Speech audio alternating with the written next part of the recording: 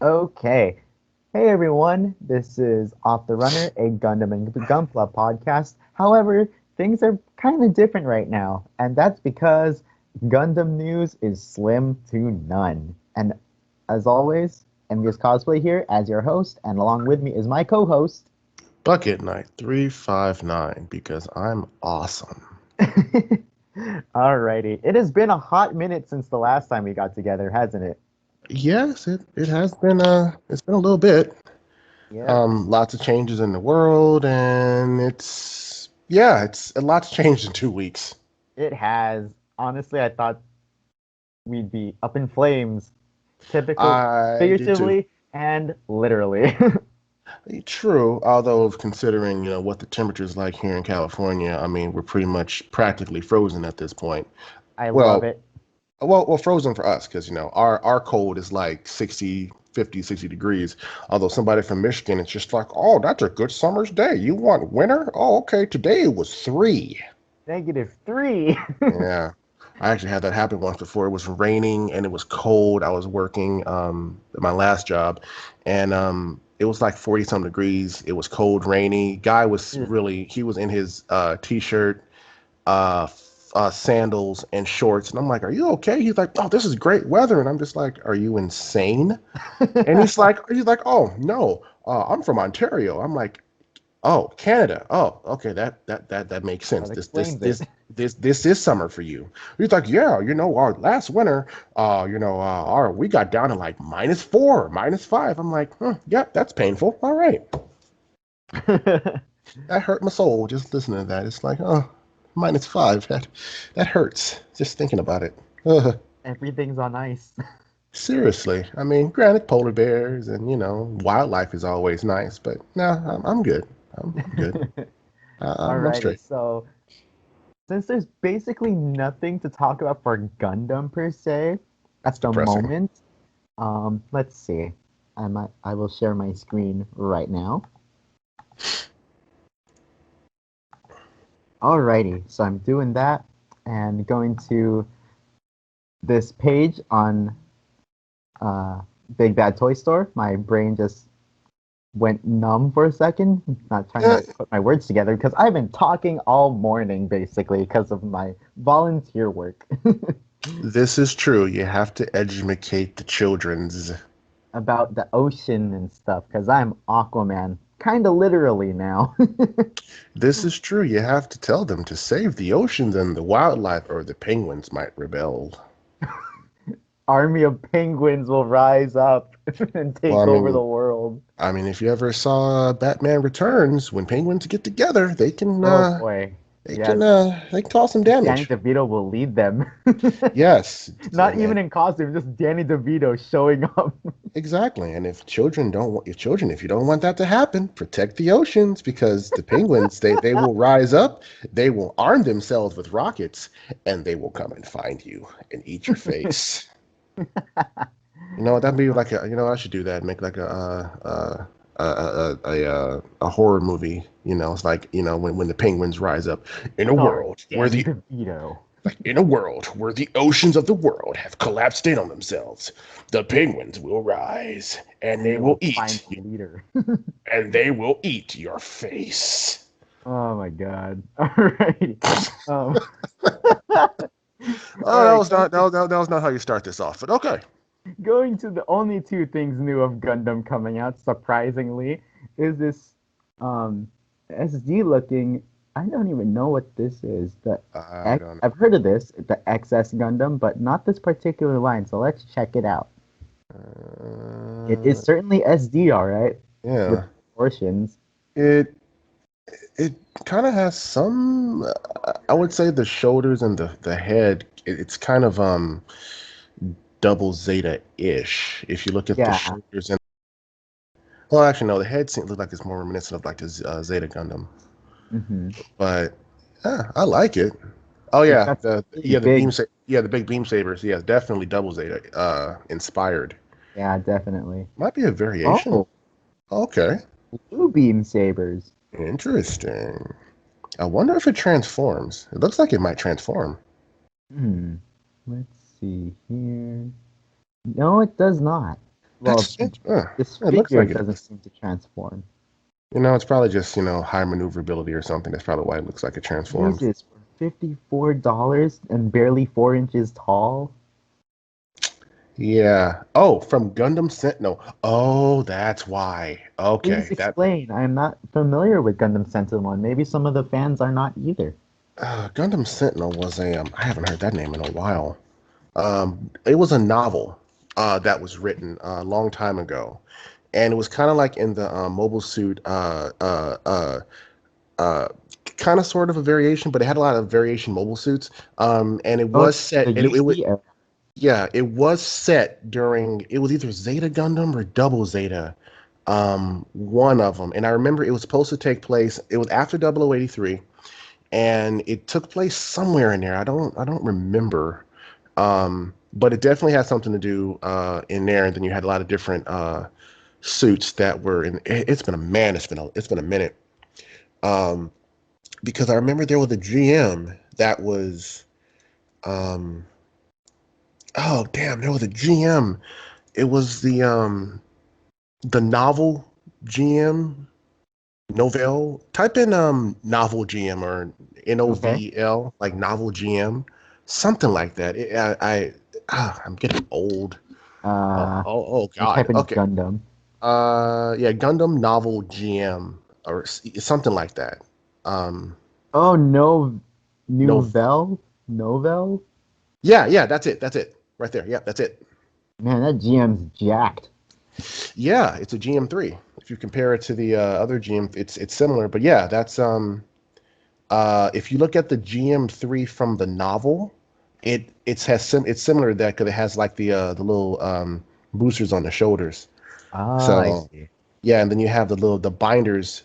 Yeah, see right there in the corner, right, see that right there, the above, go up, right there. See, yeah, that's a GM3 from Okay. the novel. Yeah, see the shoulders. Yeah. Yeah, so that's a GM3 from the unicorn novels and stuff like and the manga Mhm. and stuff like that. So that's where they got it from. Nice. Yeah. So they even have the same number. So yeah. God, I haven't thought about that in years.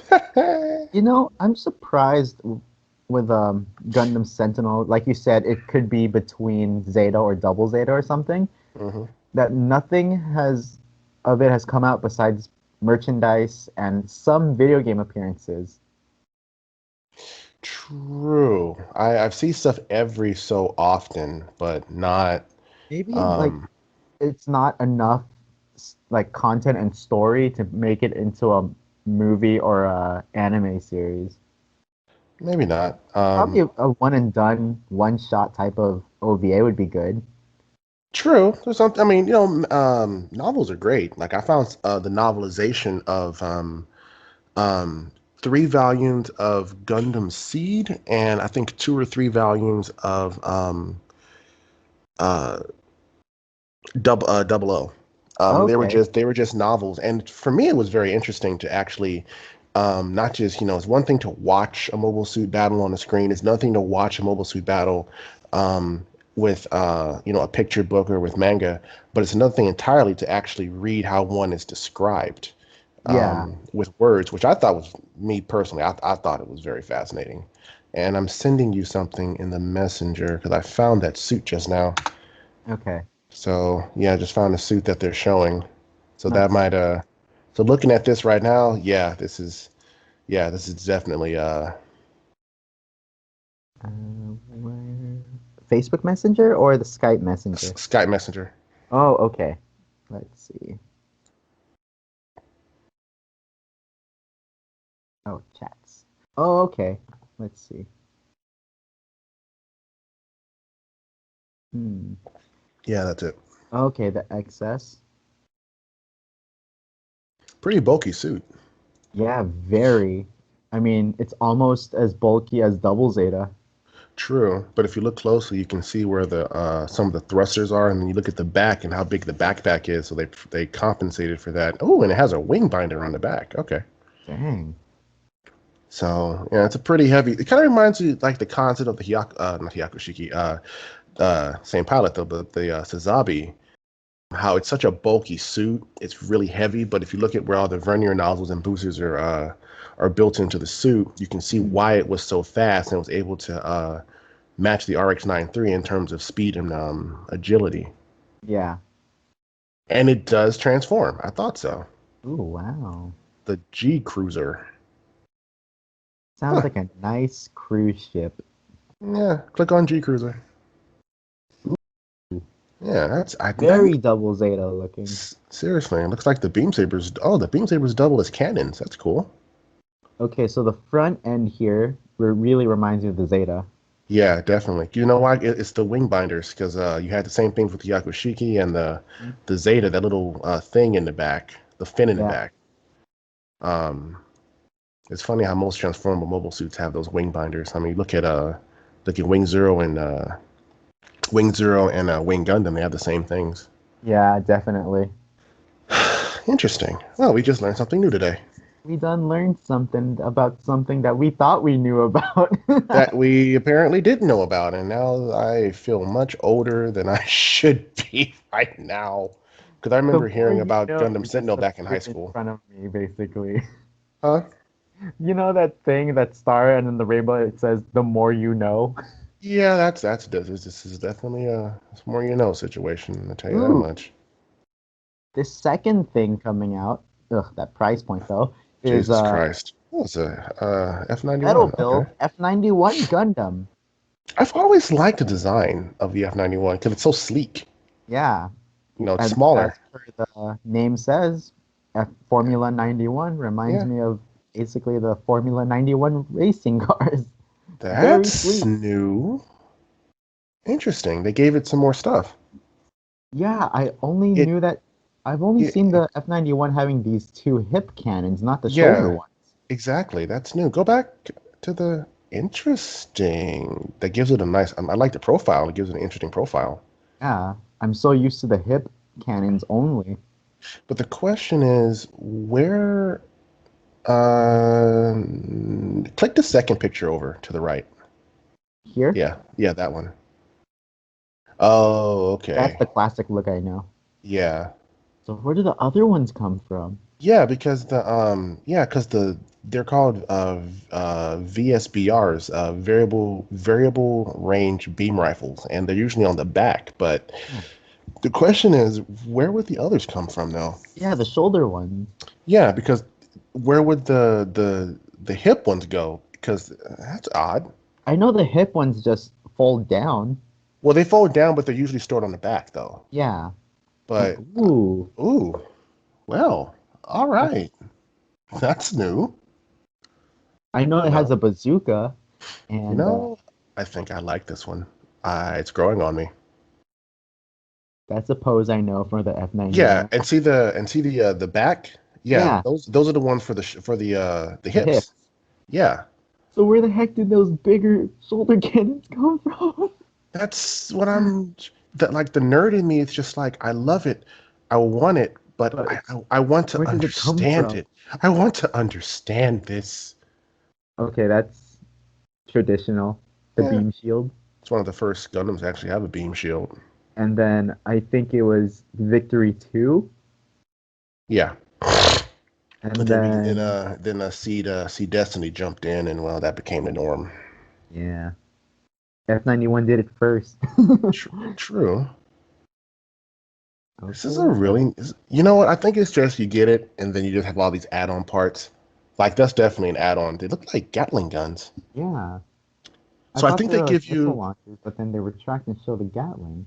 Yeah. You know what? I think they just give you different pieces, because it makes sense to have a mobile suit with different equipment. So they probably just give you different add-ons so you can change how it looks. Because that's standard right there with nothing else. Ooh. Oh yeah, that's right.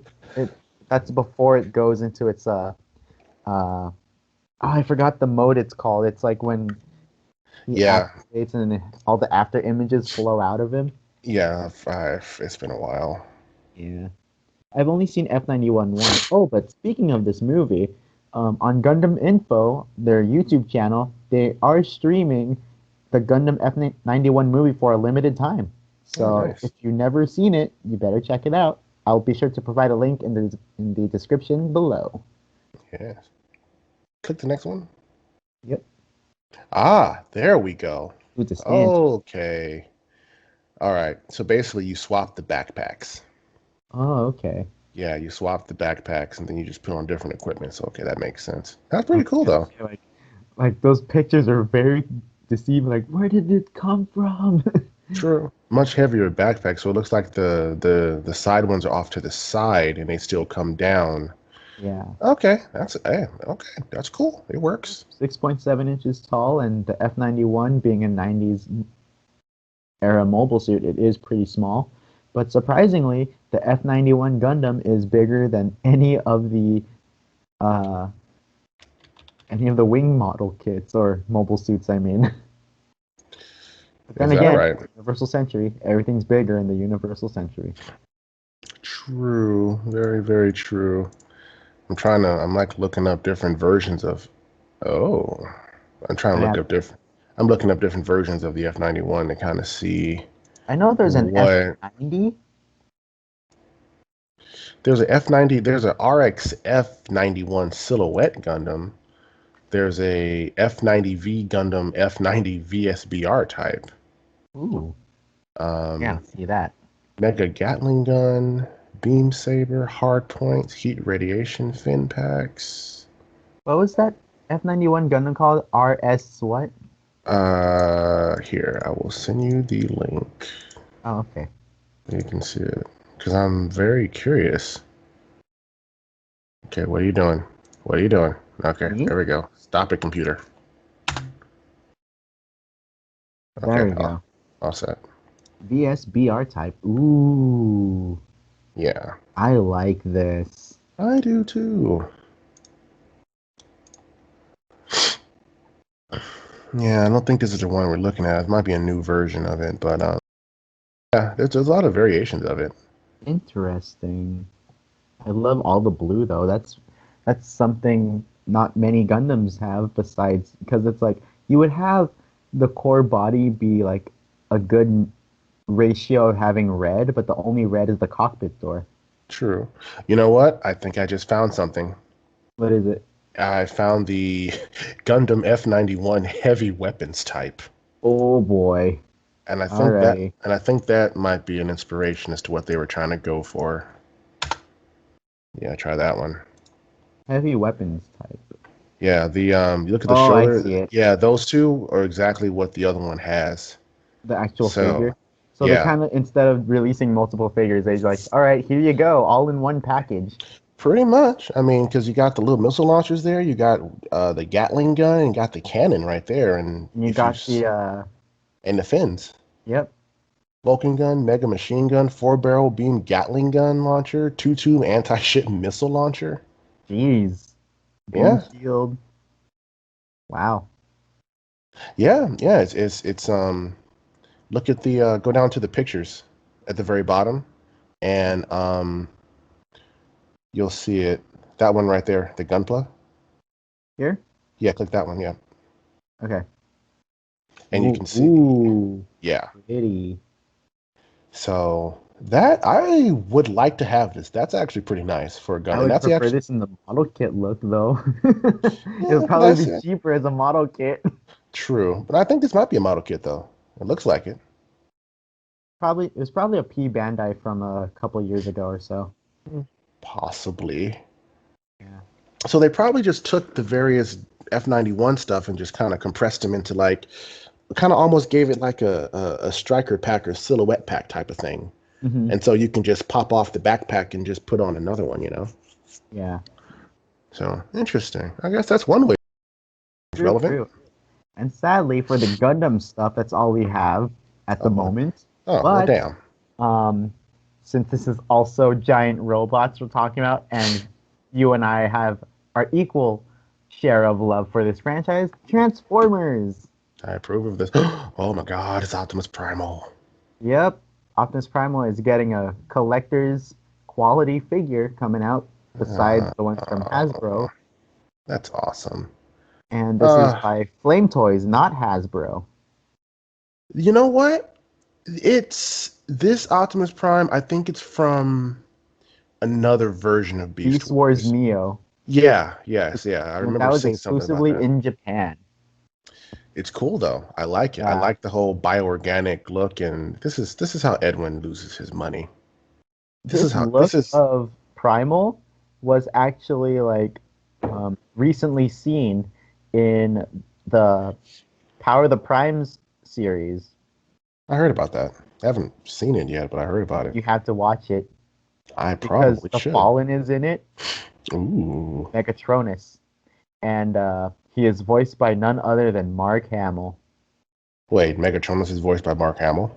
Yes, My attention has been officially piqued. They I now have my attention. I loved his opening line. He's like, "God is among you now." I'm like, "Oh my God!" Like right when he opened his mouth, and then I heard that voice, like it's Mark Hamill.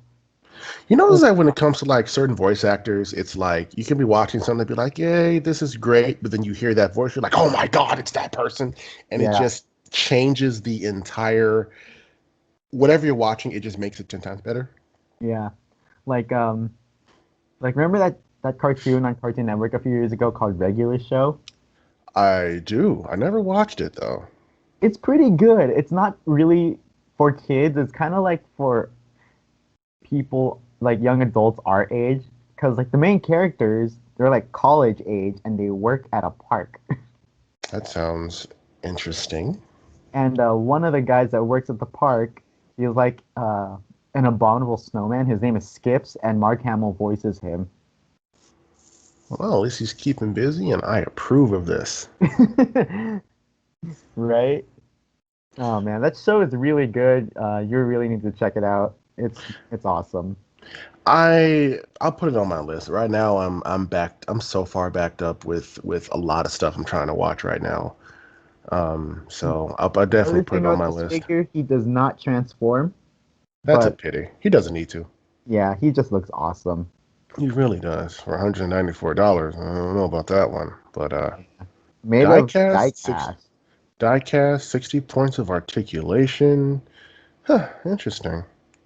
All right. I approve of this. By Flame Toys, the same company that makes the current Transformers model kit figures. And I just completed my own G1 style Nemesis Prime. I will be sure Nice. to put pictures in the slideshow at this particular timestamp just to show the finished progress. Nice.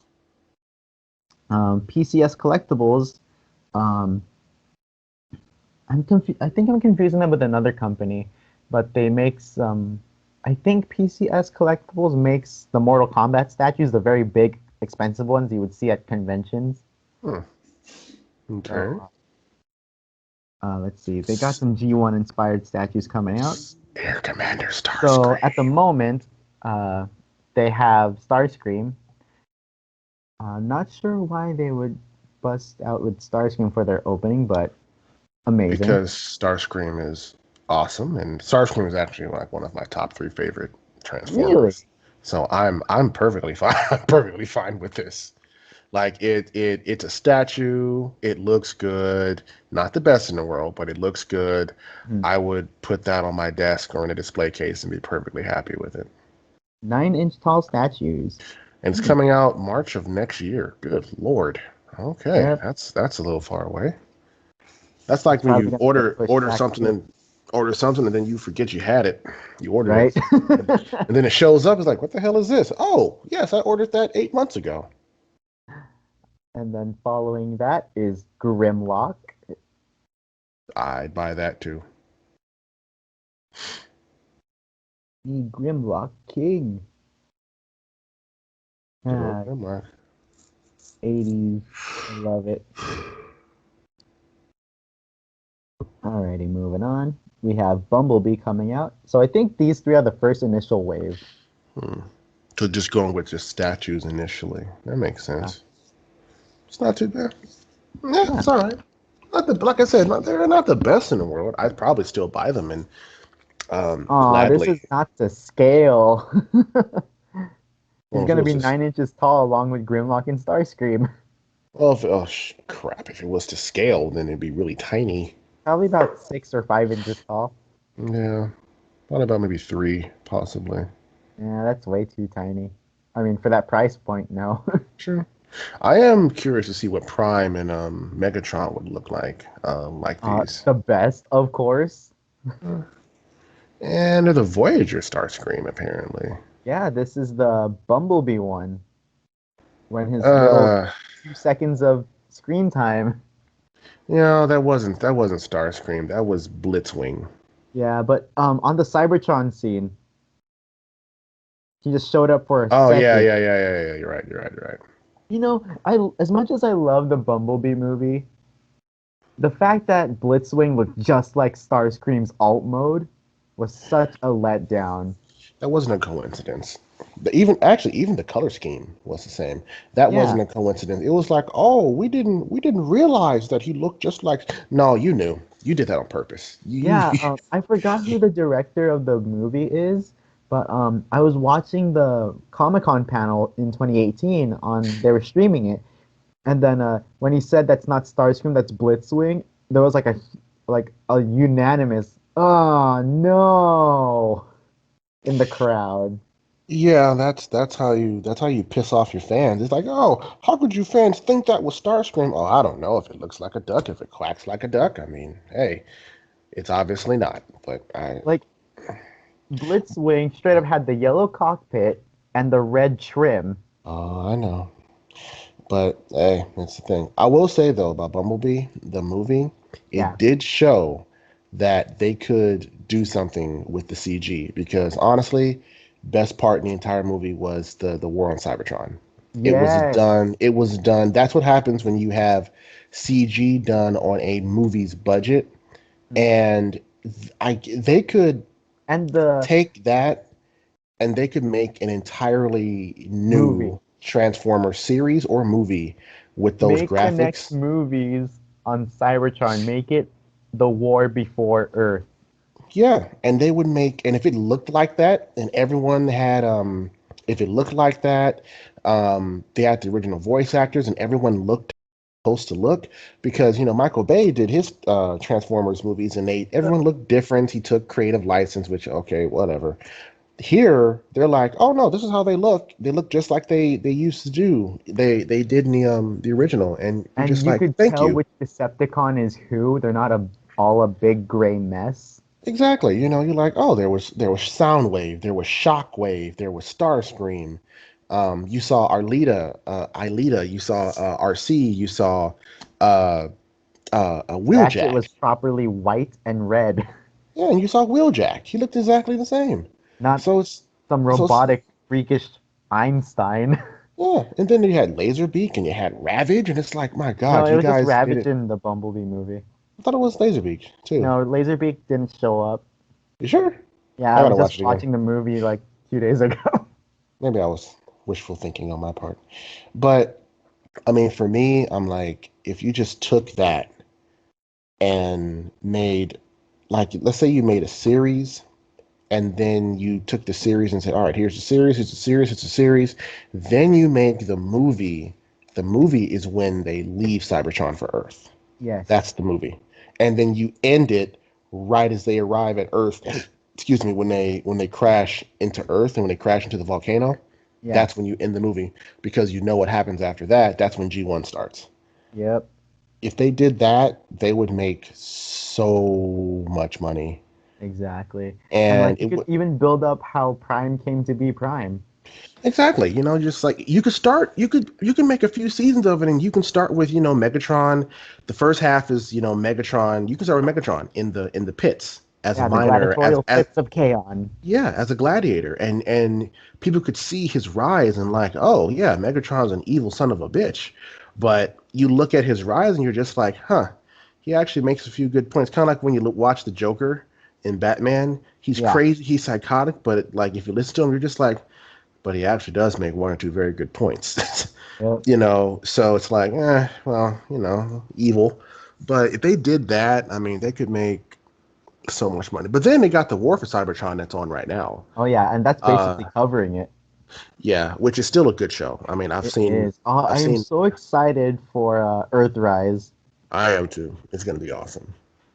It's just that if you were to just take, I might, if you were to just to take that and then give it the movie budget, I mean, man.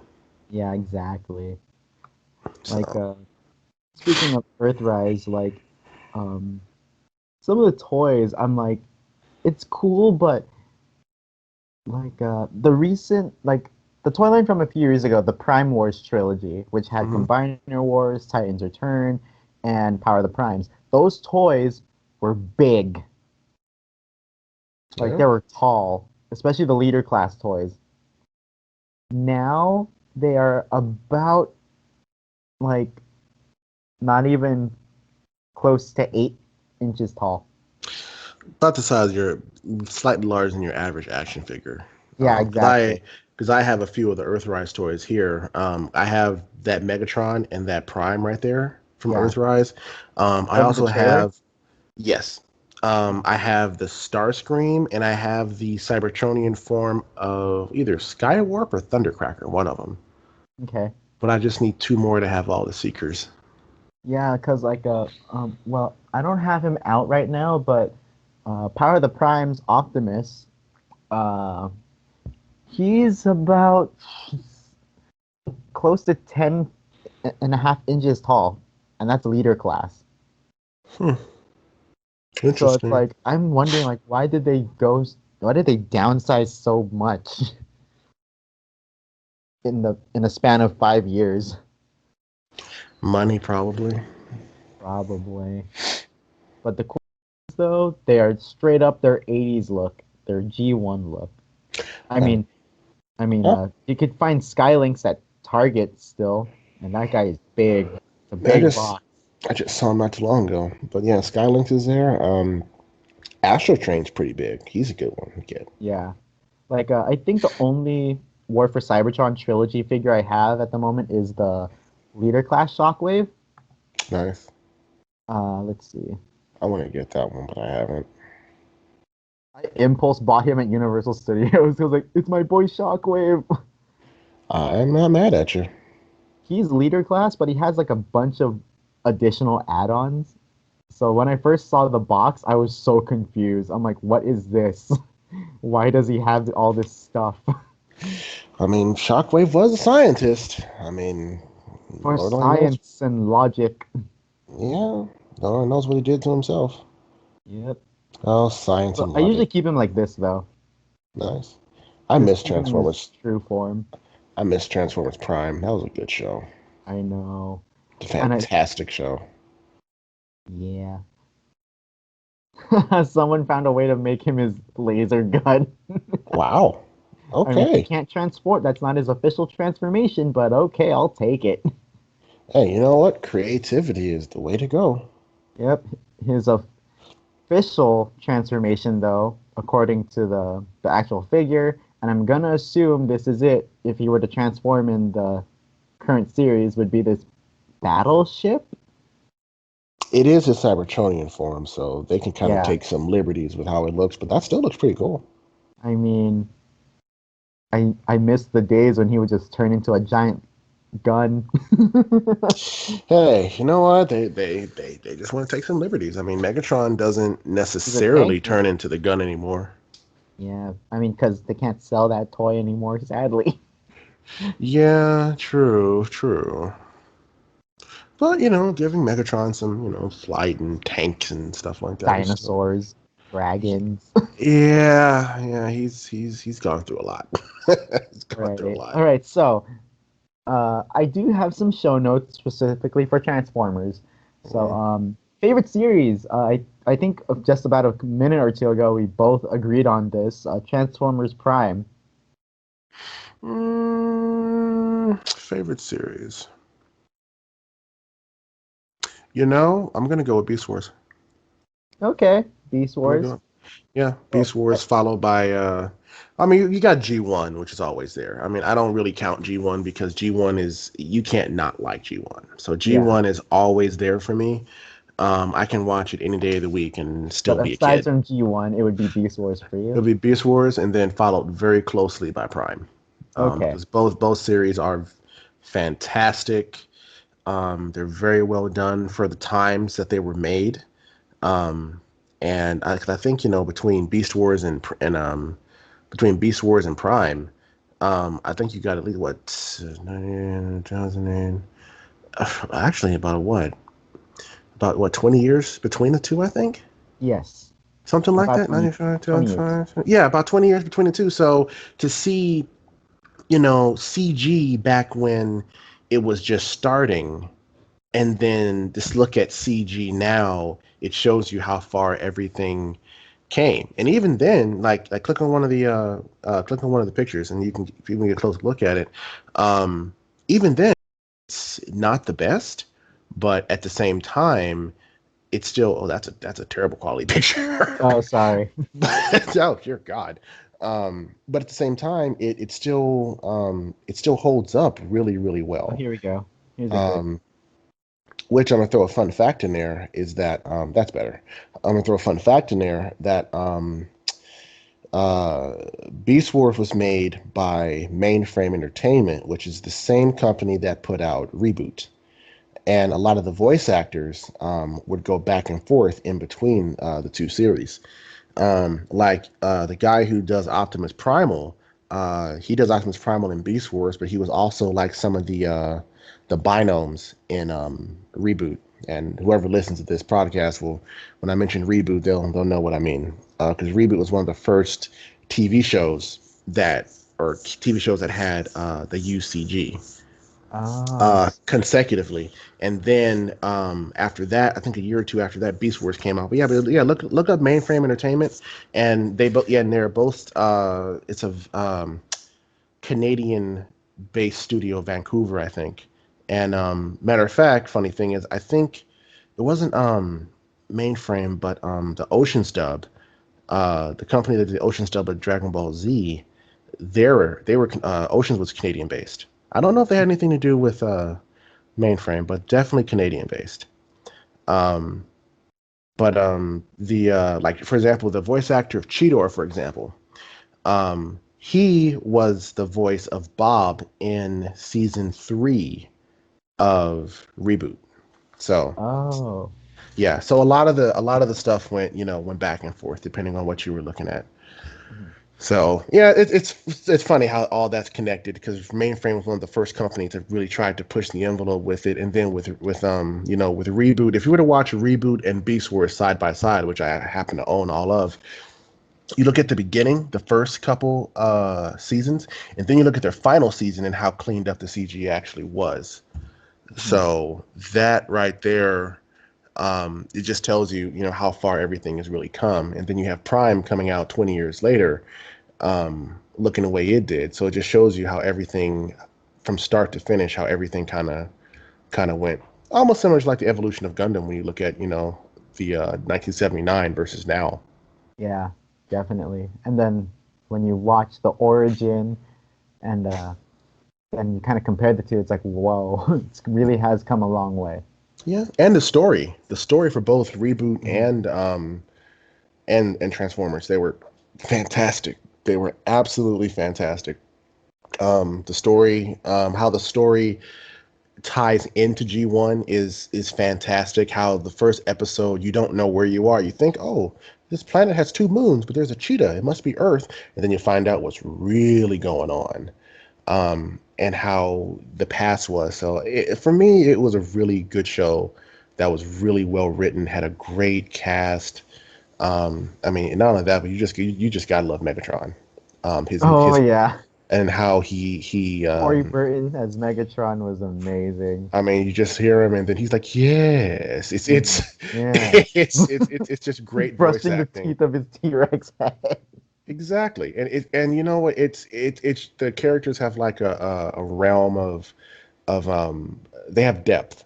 Yeah, despite how It's campy they are, they do have depth. true. You look at Dinobot. I mean, Dinobot probably had like some of the most character development in the entire series, in my opinion, because he went from warrior murder murder to finally when he dies, he sacrifices himself, and you're just like he would have never did that in the first season.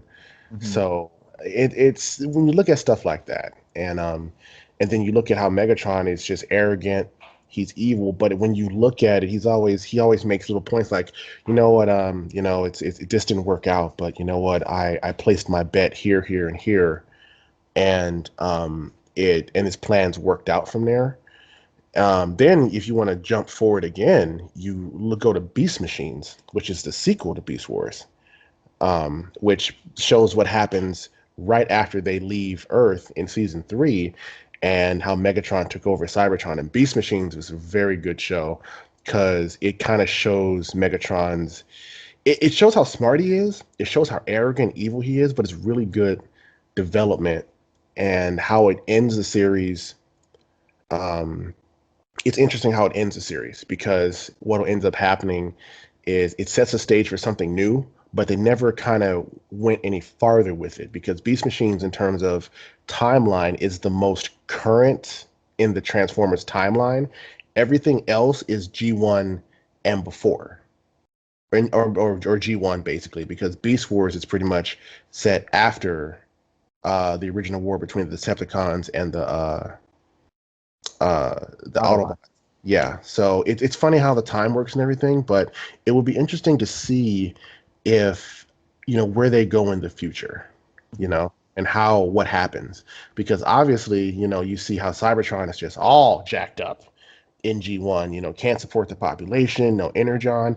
But in Beast Wars, everyone's all happy. Cybertron is great. People are happy, and they upgraded from Autobot to Maximal and from Decepticon to Predacon, and it's like, okay, everything's great. But they never really say, what happened between.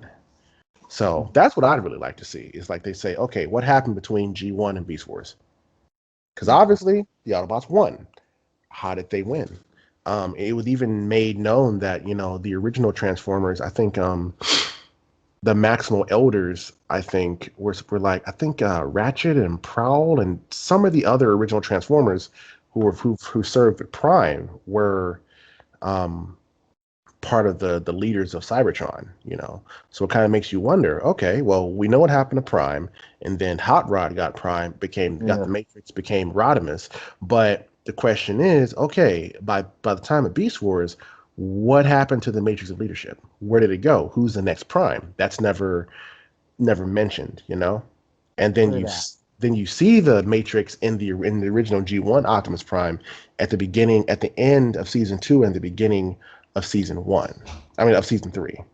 So it's a lot of loose ends. I think that they can neatly tie up, but for the most part, it remains solid. And I kind of went off on a tangent. I probably should stop. Yeah. All So, right. yeah, Beast Wars was a huge part of my childhood. It was like I rarely ever talk about it, so it's nice to be able to actually talk about it for a little bit. All righty. So like my number one favorite series to this day, and I mean, after I graduated high school is when Transformers Prime came out, and Child. like I was just so into it right away Hmm. because they, as you can see from the design itself of that's a very tiny picture of the Autobots, especially Prime here. He looks closer to like the live movie versions, Yeah, he does. the Bayformers original trilogy before he got that weird upgrade.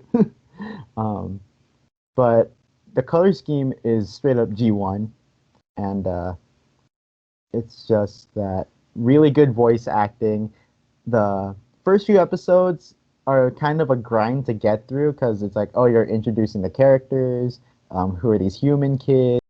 And in terms of the kids, they're fine. I look past it because it adds character to the Autobots, Hmm.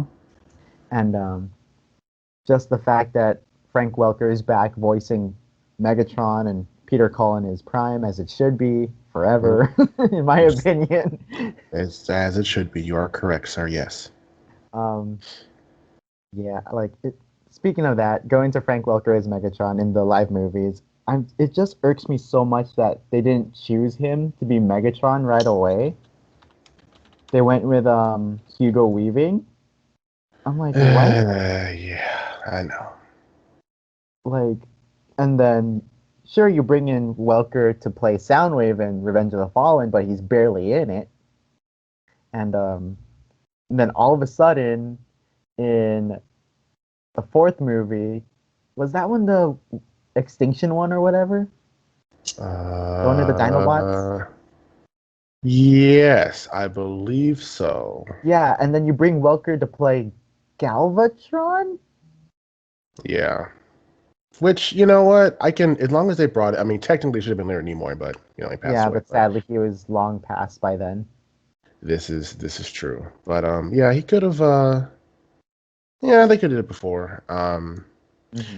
Another funny thing is, in the second or third season when, Ultra Magnus showed up, Oh, I love that. This is um, like I always kind of had a meh liking to Ultra Magnus. I liked him in G1.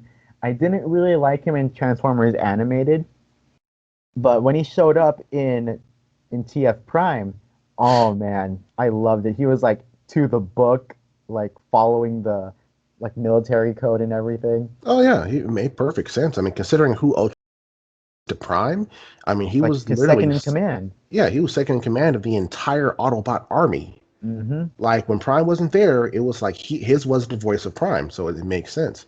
But fun fact about Ultra Magnus is that when he shows up and the moment he opens his mouth, my first thought was, "Holy crap!" Uh, the guy, or I forget what his whole name is, but they call him Michael Ironside, Uh-huh. and that's the voice actor Michael for Ironside was Ultra yes, Magnus in this yes, show. and he The was voice also of Darkseid, That's the first thing that crossed my mind. I was like, "Holy shit, it's Darkseid," the and arch I nemesis of couldn't. Superman is an Autobot. Oh my Mhm. god. Which also means that Lieutenant Gene Razak is Ultra Magnus Dang. from Starship Troopers. Oh my god. Yeah, I remember when I watched it. I'm looking at it. I'm like, "Holy crap, it's freaking Michael Ironside. They brought in Darkseid for Ultra Magnus. That works." And then I kept thinking, like, and every time I saw him fighting, I kept hearing, "Rico, nuke it!" I'm like, "Huh, yeah, yeah, that's yeah, it makes me happy." Oh, So, but yeah, so I was really looking at that. I'm like, you know what? I like the voice acting, the casting of yeah. Prime was Like heck, was they got Dwayne Johnson to play Cliff Jumper for an episode or even half an episode. which I really wish they would have like had him come back for at least one season. But hey, Yeah. he's a I busy mean, they man. did a flashback with him later on when they were like telling Shockwave's backstory, Yeah. but it was someone else. True, but I think he was overall, doing something at the time, Dwayne Johnson. I'm sure he would have wanted to come back, but he was probably busy with another movie. probably so, considering how How how everywhere busy he is. and how busy the man is. But I mean, I can't get over with Prime. I just can't get over the excellence, the excellent casting, the Hmm. voice acting and the casting um for Oh, this. And speaking of great voice casting, mhm. freaking Steve Bloom's Starscream. Oh, excellent. Yes. You know what? I got a story about that. Them That heels, though. I didn't like that too much. But in 2000, I want to say it was maybe 2010 or 2011, I was kind of dipping my foot into voice acting. And Oh, so going to, you go to anime conventions, you go to comic book conventions, cosplay, you meet all these voice actors, and you want to look at it and try to dip your foot into it. So, I went online and I found voice acting classes by Crispin Freeman. yeah. If you are an anime fan, you will know exactly who I'm talking about. But for those of you who don't know, Crispin Freeman was most known for Alucard from Hellsing and Hellsing Yes. Ultimate. Um, More recent from Young Justice, he was Speedy or Red Arrow or Arsenal, whichever one you want to do. That was him. He's played a lot of video game characters, and I'm pretty sure I'm missing tons of them. But he's a well-known voice actor, so look him up and just see what he's done, and you might be pleasantly surprised with how long he's been how long industry. he's actually been in the industry. Because there are some games I have that I got back in early 2000s. I'm like, holy crap, that's Crispin Freeman. So, but anyways, I went and he actually had scripts of various TV series, Who, and Steve? and yeah, no, Crispin Freeman did. Oh, He and so we were gonna pick our characters, and it was an exercise to what are you trying to do? Know your character. And I learned a lot about myself and my voice and everything. So I on that table there were two Transformers. It was Starscream and Optimus Prime. ooh, And I was reading the Starscream the Starscream stuff, and this was on a Sunday. That previous week, I was reading the script of an episode I had just watched, and you'll know it because it was the very same episode when I think when Skyquake, or was it one of them? It was one of those brothers. It was yeah, Skyquake. it's Skyquake. Yeah, and he was trapped in that alternate dimension, and he was a zombie and all that kind of stuff. Oh yeah, Yeah, so that was the episode, and I was like, oh my god, I just saw that episode, and I'm like, I can nail this, and I picked it up, and I'm like, I'm gonna be Starscream because I'm like Starscream's my favorite character. right. I go up there, I botch it. It was bad. It was terrible. But I learned a lot about my voice that day, and it's a discussion for another time. But yeah, reading the same. I got to read the same script that Steve Bloom did, and I'm looking at it. I'm looking at how it was set up, and I'm like, wow, this is very interesting. It's a lot more complicated than people think it is. It's not Oh, easy. definitely. It's really not easy, and it's nerve wracking too. And But especially that some lines before you actually see the episode, they have to do multiple takes. exactly, and not only that, but you have lip flap when you're dubbing because we Mhm. had to do that. So we were sitting there, like some of the anime things. We were sitting there doing the voices, but we had to okay, slow it down, speed it up, and then he was aligning it to the lip flap. That is not easy. It's not. That is really not easy because you have to get that perfect. Yeah. So, but yeah, with Starscream and the script and everything, I was like, I like Starscream, but I cannot be him. So I'm not going to. Alrighty. So pretty much, TF Prime got me back into watching Transformers, and sadly, the sequel series, Transformers: Robot in Disguise, just ruined the bittersweet ending that TF Prime had. Um, Yeah, it did. they really kidify the show, and at the end of my dogs are barking. At the Uh-oh. end of TF Someone's Prime, angry. Optimus Prime sacrifices himself Yes, he does. to bring back all life on Cybertron, Yes, he does. and yet he's back in the sequel series. So it's like you just null and voided the ending. Well, I mean, if you look at various TV shows, episodes, animes, comic books, I mean, death is just uh, a disease at this point that can be cured. True, but I then what mean, Prime did with no means of coming back, like true, I'll give you that. he was dead. Like there was Well, no coming back for him from that. well, technically no, because he merged with the core of Cybertron. With apparently he merged with Primus, right? Yeah. Like he So merged the Allspark and the Matrix of Leadership together, but then he had to return it back to Primus. yeah, so meaning he didn't exactly die. He merged with Primus, right? And since Primus is the Transformer god. I mean, Primus is Cybertron, and he's reactivating the Allspark. It kind of makes I don't know how they did it in Transformers in Robots in Disguise, and honestly, I don't They think I don't want even to. I don't think they even explained it. He was just there. I Now they've mean, lost. they they made legit explanations for how Starscream came back and how Soundwave came back, but not even for Prime. But Starscream never died though, Yeah, he didn't die in nor did TF Prime. Soundwave. Yeah, nor did He Soundwave. explained how he survived, and then with Soundwave, they Bumblebee and his team accidentally did like um, the that weird dimension where they sent Soundwave in the previous series, So he Oh came back from there. yeah, he was trapped in there, wasn't Yeah, they he? trapped him there in the previous series, and then Yeah, they did that by accident in the sequel series, and that's how he came back. I forgot about that. Yeah, The thing about Robots in Disguise is pretty forgettable, I sadly. mean, I started watching the first episode. I was like, I'm gonna start watch it for a few minutes. I'm like, yeah, I'm done. Nope, I'm never through. again. Speaking of Soundwave, I really like how that one part in Prime when they gave him his voice, Oh Frank yes, Welker. I the was I only time was he spoke in that show, and it was perfect. and it was just dead on. It was Frank Welker. That was how it should be. That's all he needed to say. Literally, that's all he needed to say during the entire series. I'm Yeah, like, you know what? I'm good. I like heard it. I'm good. Why? Because if you look at how Soundwave was in Prime, he was just a badass the entire time. yep, he took he kicked ass and took names, man.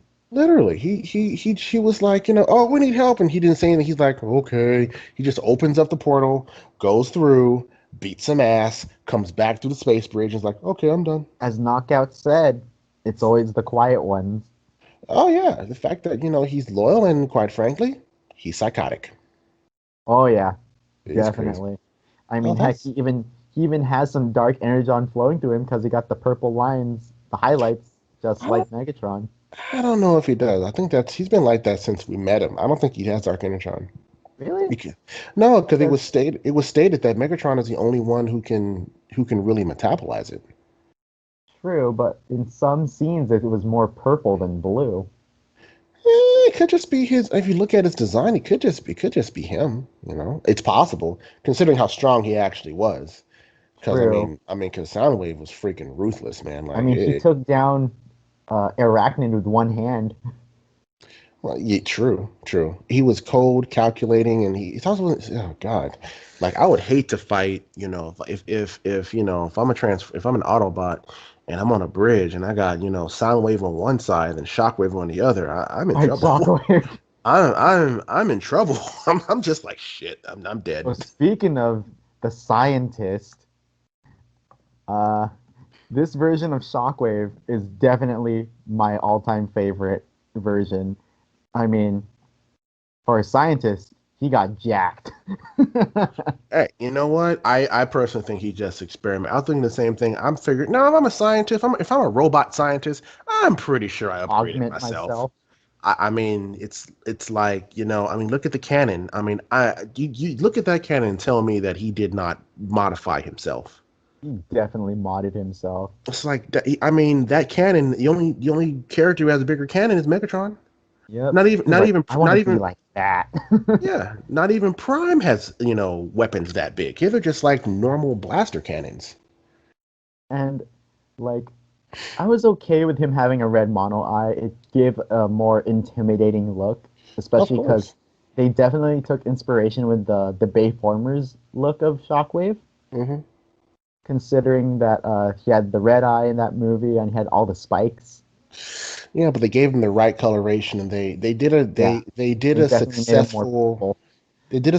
merger, I would say. Yeah, A merger that came out really, really well. And a yeah. merger that, reflected his his where he came from. And oh, look at that. Soundwave and Shockwave right there. Yep, The that's a Wave horrible twins. Even that though they're is not related, I will call them Wave twins. that is a you just don't know how violent that picture actually is. Yep. It's like that It's is it's oh violently Lord. wholesome. It really is, and it's like those are the two people next to Megatron.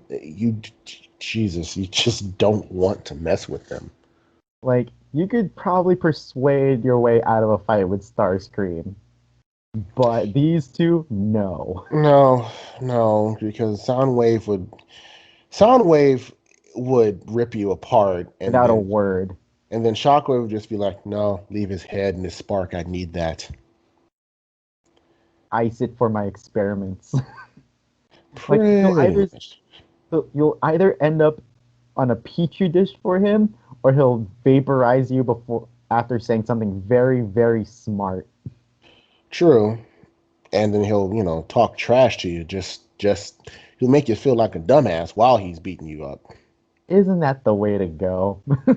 Well, as the Jim Hadar from Star Trek would say, it is the order of things. Yep. I do like the fact they made him a tank. I love that. I'm okay with that too. I am too. I mean, the It's, silhouette of that tank too. Oof. seriously, it's I like mean, he's it like, looks oh, like it has claws reaching out to you as it's driving. and the fact that he's a scientist who transformed into a tank. You know, I was rewatching that Predacons Rising Hmm. movie, and that his final words upon seeing the horde of Terracon Predacons was like it it defies all logic before he gets eaten by them. I was like, oh my god, no. Yeah, Like, and I love that the way they shot that scene. He transformed, backed up, and then the camera goes to his point of view, and you see the Predacons about to maul him. I'm like, no.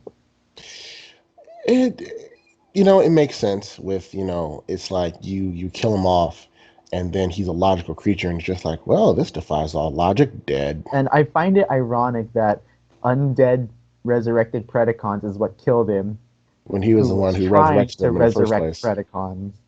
His own, well, think about it. It makes sense. He's a scientist who was killed by his own creations.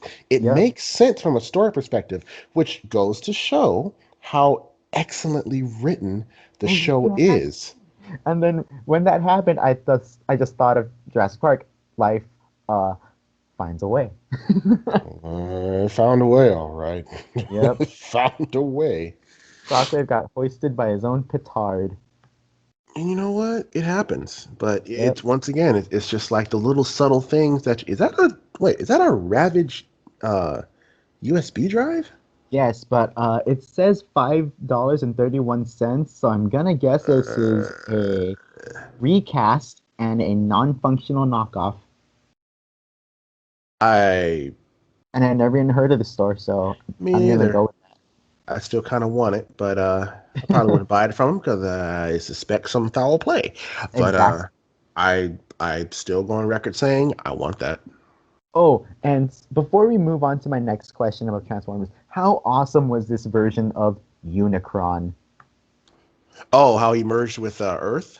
How he became the Earth, basically. It I would say that's not exactly. Now, Megatron Unicron, I like the design of. I Yeah, really did. The whole Unicron merging with Earth, I'm not gonna lie, I didn't really care for that too much. I like the original G1 Unicron.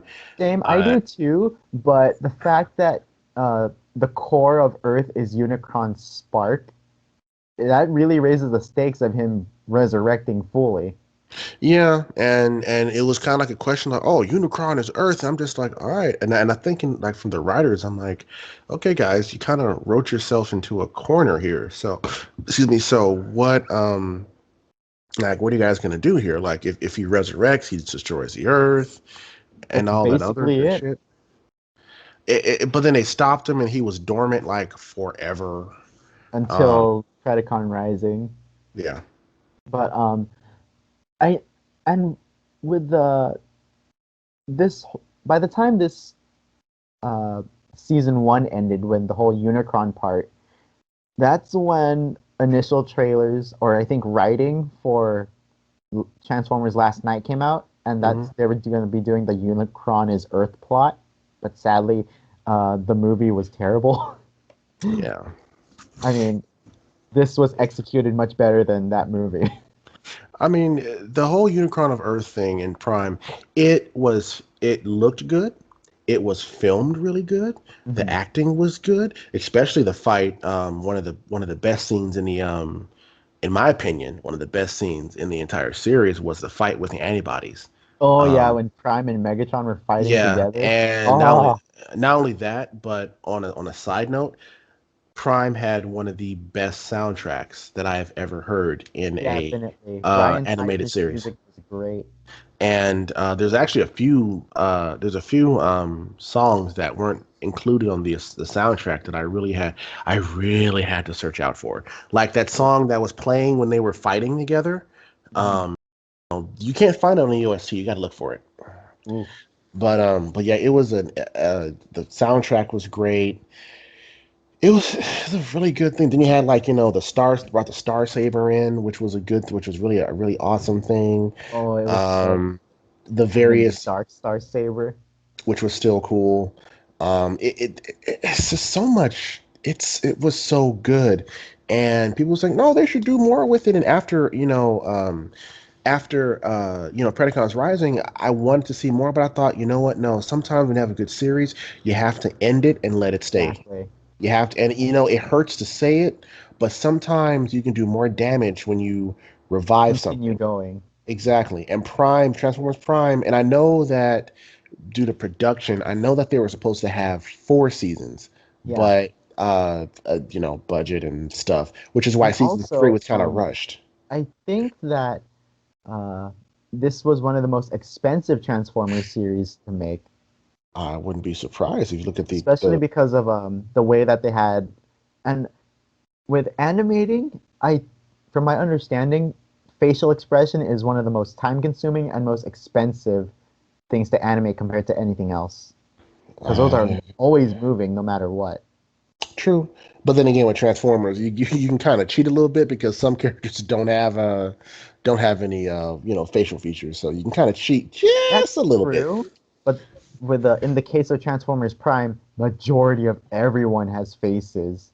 Yeah, that's true. Like So, the only people that I can think of that don't really have facial features in this series per se was Bumblebee, Soundwave, and the Viacons. Shockwave too. Oh yeah, Shockwave, but Shockwave was just an eye. It's just an Yeah. eye. Hey, you know what? Hey, that was an eye, but the eye was putting in some work, man. But honestly, though, I think that with Transformers Prime, it's okay to let it go Yeah, because I it's a as much as I want fantastic more, series. it would be like very detrimental to make more. Yeah, it's kind of like when you have a book series. You have a book series that runs like 4 or 5 books. It's so good. Every book is great, and then it just kind of ends. And you're like, no, I want more. But it's like, no, And every what if story, what comes every, after is not as good as everything else? exactly. And then you'll have a problem like they actually have now. Transformers Prime was good. Robots in Disguise is garbage. Yes, So you exactly. have, and then you're like, oh, we're gonna go off Transformers Prime and make a sequel. It's like, sometimes you should let sleeping dogs lie. Transformers Prime was a masterpiece that was completed. You had to rush the last season through. You had a movie. It happens. Had an excellent beginning, and it's Hmm. like, you know what? You're good. You did what you had to do. It was good. It's over, and let it go.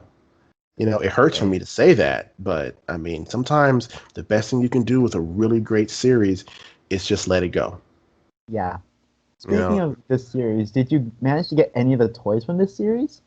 no, No. wait, did I get any? No, no, I did not actually.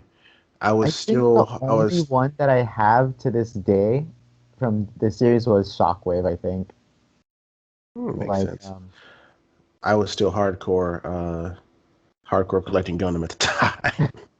like as So, much as I wanted to get any of the Optimus figures, I think from my understanding for the series, all of the Optimus toys except for the Voyager class had the exposed lips, and I did not like that. makes sense. So I skipped out on those. And the Voyager class always sold out anyway, so I'm like, oh, forget it. And then yeah, like I think the distribution for the Prime series was very slim. So I would like see it in passing usually at like Target or Walmart. Well, toy series are very important Yeah. for TV shows. I mean, that's what kind of killed Young Justice. Yeah. The toy sales weren't all that great, Yeah, because and they were bad. They were really bad figures. yeah, it was a fantastic show. But I'd go into at the time before Toys R Us died. I go into Yeah. Toys R Us and I'm just like, oh, Young Justice. I'm like, I was like, really? oh, Only 5 points of articulation? it's like they're kind of garbage. No, Yeah. no, someone get a Garboder or something. No, this is not good here. This is bad. Yeah. Um, but thank God they brought it back. But no, I didn't have any. Um, I was still collecting Gundam. lots of Gundam. Yeah. Alrighty, What so with series discussion done, of any version of the characters, like who is your favorite Autobot and Decepticon, any version? Decepticon and Starscream Which since day one. so like in general Starscream? In general, Starscream. Like Eric, I mean, I have of all the Transformers that I have more Starscream than any other Transformer here. And Same. I mean, and to be specific, G1 Starscream. Don't give me that Michael Bay crap.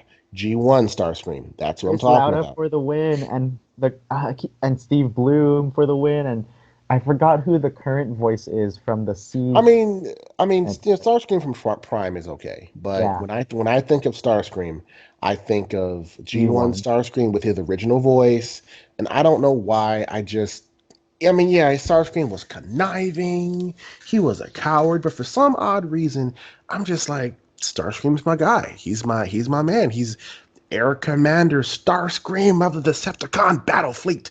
That is him. Who disrupts my coronation? And then you have then that was obviously bad comedy, and we saw what happened after that. He had a he Um, was so shocked by that blast he couldn't even let out a final death scream. this is true, but the fact that Galvatron has enough power to vaporize the Transformer in one shot, that says something. Yep. And then you have he made that cameo in Beast Wars when he took Oh over yeah. poor He Waspinator, possessed the Waspinator. which for the record, Waspinator I know Predacons were in there. Second favorite bad guy character in Transformers. Really, Waspinator. Waspinator is like Waspinator.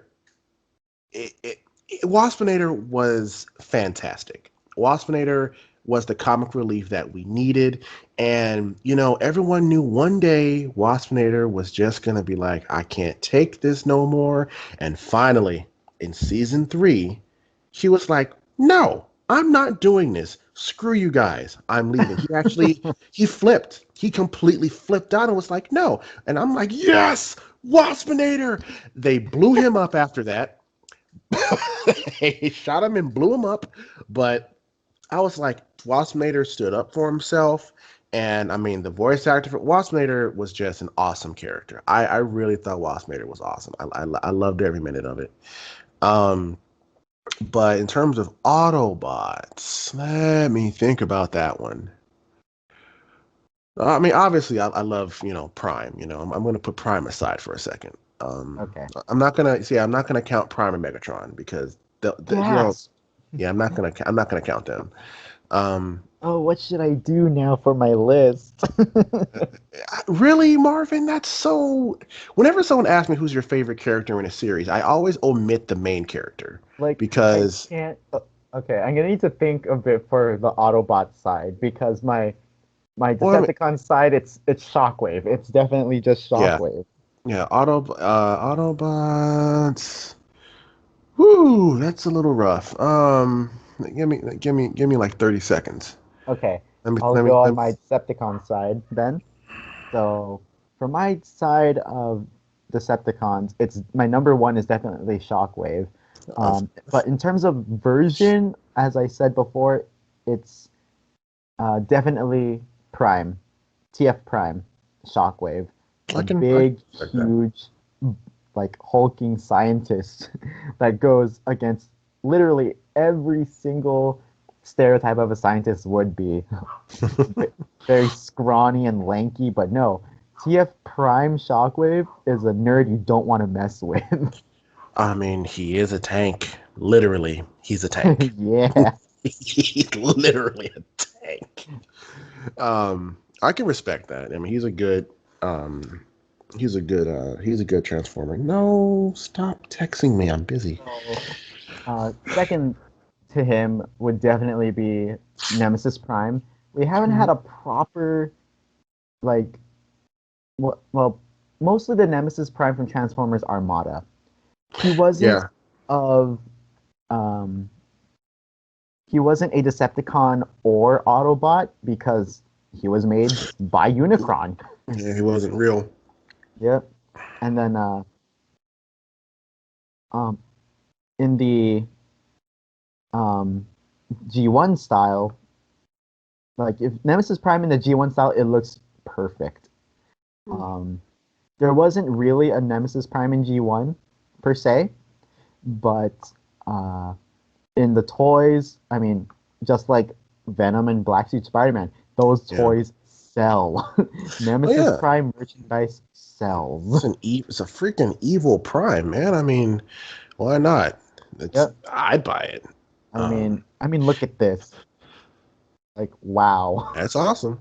Yep. I do have an answer for your question. Favorite Autobot? Okay. Jetfire. Ooh. It'd be Okay. Jetfire. It'd be Any definitely. particular version? Um, basically the one of the not the Armada. The Armada version was cool, but it's the one the one the Hasbro Jetfire right there. Next Right here, to yep, that one. next to the Because old man Jetfire. yeah, because number one, that one is sitting in my room right now. Ooh, very nice. And so Oh, that's my favorite version. I mean, I've seen the new ones for Siege of Cybertron, the G1 look. and it's still good. Don't get me wrong, I still Yeah. love the design. But yeah, I still like that design. It's retro. It's it's not as flashy as the other one, but it's retro. It's built made in the same design as before, so I can respect that. I like it. But it's the other one that I really like. Just Jetfire's general design. I liked the design of Jet Optimus from Armada Hmm. when he combined with Jetfire. Yeah. Um, but aside from that, yeah, Jetfire would have to be yeah, Your go-to Autobot. yep. Also for the Decepticons, I love all the Seekers. Um, Ooh, yeah. Starscream, Thundercracker, Skywarp. I love all of them.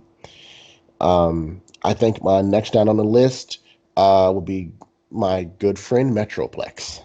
Ooh, yeah. Metroplex and Omega Supreme Oh, are the awesome. Titans.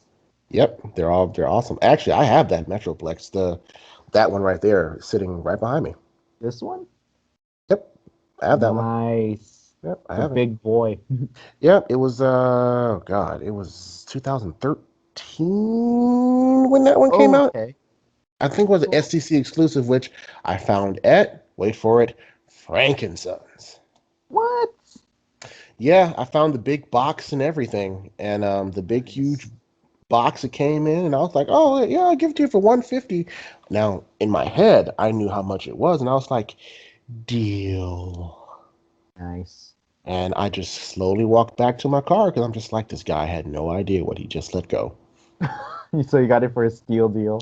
I did, and Nice. I even played the game. I was like, "Oh, that's kind of a lot. Can you go down?" I tried to really play it off as like it was too much, and I'm just like, "Yes, good, yes." Alrighty. So my favorite Autobot, obviously my number one choice would be Prime, but in the G1 style. As much as I do like the Armada Prime, as even more so the TF Prime version, the G1 Prime, the way he was, kind of uh like basically Superman in a way, the old school version of Superman, but a robot truck. um, I was just really drawn to that as a kid. Um, before even Beast Wars came out, my dad showed me the '86 movie, and when Prime had his big moment, I was like, "This is my favorite. He's my favorite guy." And then to be utterly devastated when stupid Hot Rod had to get him killed, it's all his fault. I try not to think about such negativity. My negativity to Hot Rod is on the same level as freaking Strike Freedom. I knew it. I knew you'd throw that back in there at some point, some way. You'd have to throw that one in there. I'm like, maybe we might go a whole episode without him bringing up. Oh, nope, there it is. I mean, I New knew you. record. I mean, you knew going through a whole episode without mentioning Wing Zero was practically an impossibility. Hey, you But mentioned it. You mentioned it. I said you mentioning it. Oh, But okay. but Yeah, so I haven't. I did so in our pre-talk. this is very true, and I'm proud of you, sir. you're learning. But then again, I don't know if I should give you any more appreciation because you just has to go crap all over the Strike Freedom. You know, one day they're just gonna build the Strike Freedom in Japan, and they're gonna do it just to piss you off. Despite me, hey, there's a fan who hates the Strike Freedom. What should we build as a statue next? Oh, I got Yeah, it. it's gonna be great. You know what? If I ever go to if I ever to Japan and they build Strike Freedom, I'm just gonna FaceTime you. Hey Marvin, look what I found. And I will be flipping tables after that. Like, no, no. Yes, it's fitting. It would be. Oh, I hope they do that. That'd be awesome. Oh man, that would be friggin' funny, dude. It Like, would. just like, yeah, I'm gonna wait till this thing is gone to go back to go to Japan. Yeah, I feel you.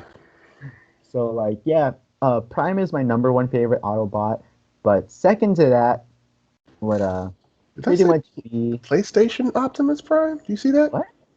Look right there, PlayStation Optimus What Prime. the? What the hell is that? This is news to me. I know. Oh wow. Okay. All right. That's kind of cool. That's You know, that's interesting. it, Okay. it All is right. 30th I anniversary. Oh, so this is pretty old. I don't know why, but I think I might like this. I'm a fan, even with my cosplays, I love variations of things. Like very Um, obscure versions. yeah, and I guess for me personally, and me being a PlayStation kid and a Transformers person, I like Best that. of both worlds. I mean, look at the PlayStation. They nailed it. Hmm. Just the, I mean, they took that design and made a transform. I like that. I would definitely hell, I want to get two of them. Just put one in the PlayStation form and one in the regular form. I actually Oh like heck, that. odd things of Transformers. A few years Yes. ago, There's a a burger. Sa- a San Diego exclusive was an exclusive Soundwave figure, Uh-huh. and he transformed into a tablet. That's pretty cool. Is that it right there? Yep, this is it right here. That's pretty cool. I like that. That's A awesome. tablet Soundwave. Well, if we were to get a Soundwave in a movie and his alt mode was modern, it would definitely be something like this. But would it be like the same technology of like when Megatron turns to the gun and shrinks? But the whole mass shifting, yes. Yeah. I mean, it's possible. I mean, it makes sense considering who Soundwave is. It makes perfect sense. Like something That of is communication. seriously, that is awesome. That And is heck, if it's either supposed. either either that or make the tablet one of his servants. Ooh, that's cool. Yeah, so You like know, Laserbeak and Ravage is like the tablet is I a don't lot of know. people overlook this from the first Bayformer movie, but when we first see Frenzy in a alt mode, it's a boombox. Yeah, And that's what really disappointed me about that, I was like, oh, cool. So it's one. I thought it was Soundwave at first when I first saw the movie way back then in junior high school. But then I think the following year when I started high school, my dad got me like a 25th anniversary DVD set of the first Transformers, the first season. And when I first saw Frenzy, I was like, why wasn't he blue in the movie? And then because that's when I learned that Michael Bay doesn't care about Transformers. yeah, no, I'm trying not to think about something. I don't want to think about that. It's But just gonna I sit will there and make give me him mad. this. His first movie was the better one out of It all of them. was. It was. Um, I think what was the second one? Dark of the Moon. Dark of the Moon. Revenge of the Fallen, actually. No, it was Revenge of the Fallen was the second one? Yep. I thought it was Dark of the Moon. No, Dark of the Moon was the third and supposedly the final one Uh, before Universal technically forced Bay at gunpoint nearly to make more. yeah, I think after the first one was when I stopped giving a crap, but okay. I hate that I remember this stuff for the Transformers movies. Well, somebody does. So, Somebody hey, has to, I guess. seriously. And sure as hell ain't gonna be me, I'll tell you that much. You want to know about G1 and everything else? I can help you out there. Bayverse? Same. Yeah, no. It's somebody else. I deal with my fair share of crap every day. I don't need to deal with that. So basically, aside from Shockwave, definitely Soundwave is my second runner-up of in terms of merchandise. Fair enough. I have quite a few Soundwaves. But yeah, like sadly, I have the music label Soundwave, and I got to enjoy the music playing ability like for about a week, and sadly, it broke. You know they made a Soundwave MP3 player? Yeah, that's the one I had. Oh, okay. I think that was the same one. Oh, yeah, that's the same one I have. Yeah, Yep, that one I right got there. it. Yeah, I have that. I got it about a year ago, Oh, wow. Oh, wow. and I got to enjoy the music playing for about a week, and then for some reason the MP3 function wasn't working. I was like, but it's a fresh battery, and I have my micro SD card in. That I got that at AX. When it came out. When it came out. This was a while back. Nice. This was back in I know this came out around like 2010s. 2020, 2009, 2010. I got it. I transformed it. I've never used an MP3 player. He's actually still sitting in the same place he was in when I got him, right next to my bed. Still sealed in box. No, he's open. Oh, I was like, dang, dude. No, he's open. I mean, after I got him, I was like, man, I want to get another one, but I can never find him. And then when I did find him, the damn price went up. I was like, well, I'm just gonna be happy with what I got. Nice. Yeah, But but he yeah, can't. dude, like the MP3 function was decent. The sound quality was okay. But the fact that I lost the MP3 function for after a week of use at work, I'm like, aw. I think I've they're only had to change the batteries twice. It runs on one AAA battery. I don't think I've ever turned mine on because I got it and I was like, it's awesome. But I thought to myself, you know what? I don't think this is meant to be used. This is not meant to be used as an MP3 player. And I just felt that it wasn't. And Dude, I'm you just should like, try it. See if you could. no, probably gonna burst into flames or something. It's been sitting there. It's been sitting there for, at this point, it's been sitting there for almost 10 years.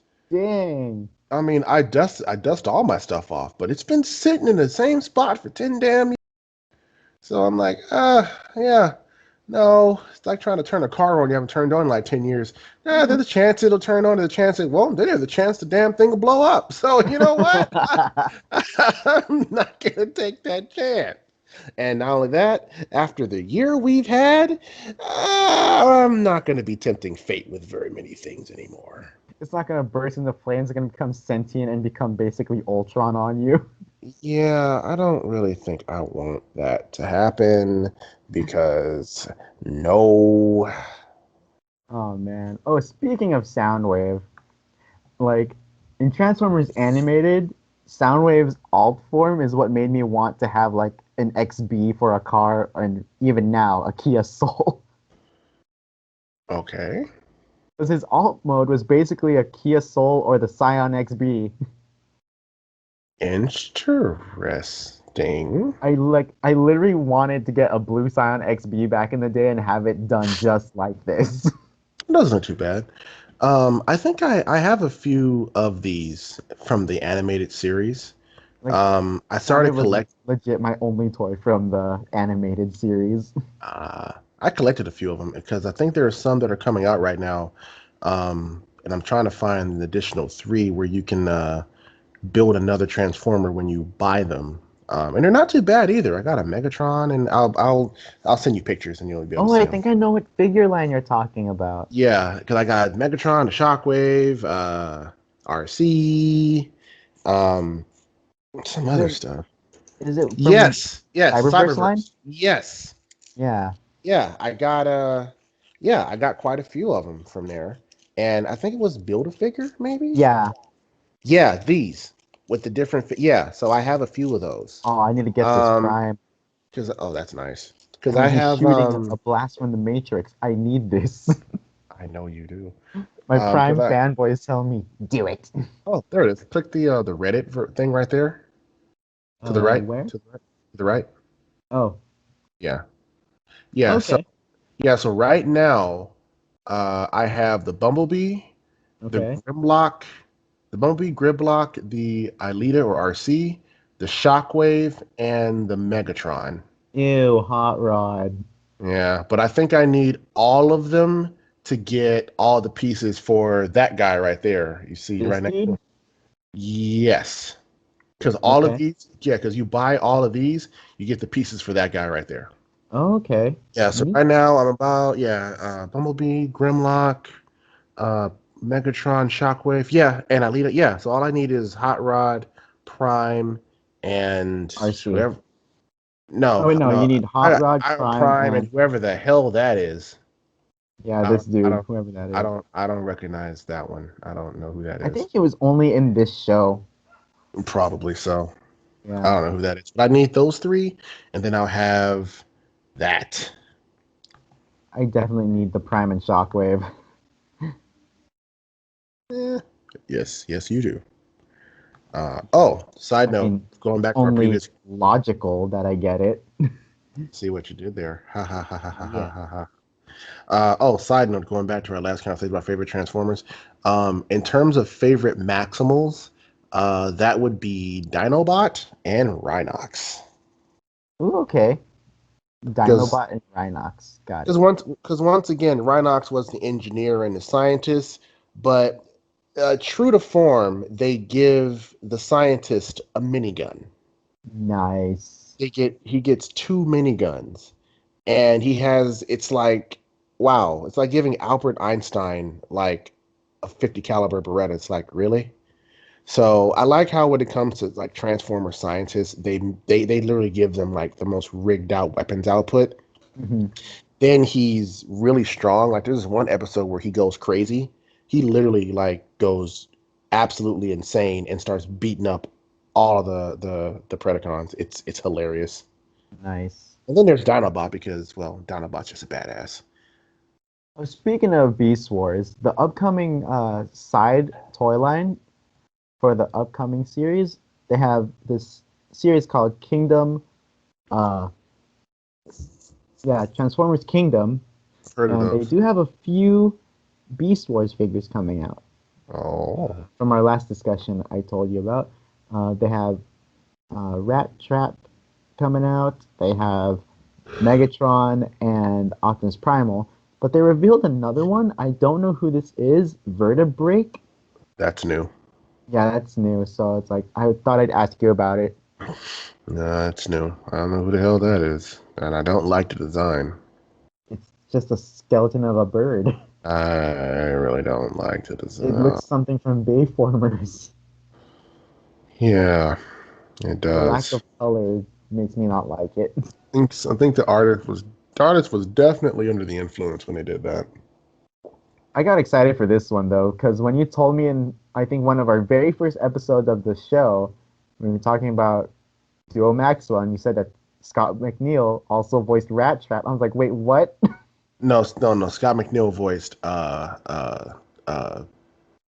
Dinobot, Oh, Dinobot. Sorry. Oh my gosh. which I'm is one sorry, Transformers and Gundam fans. which is one of the reasons why I love Dinobot so much. But yeah, Scott McNeil is he's Very just a talented voice he's actor. just a badass man. I just But want I to know meet for him. sure out of this set, I'm probably gonna get Megatron.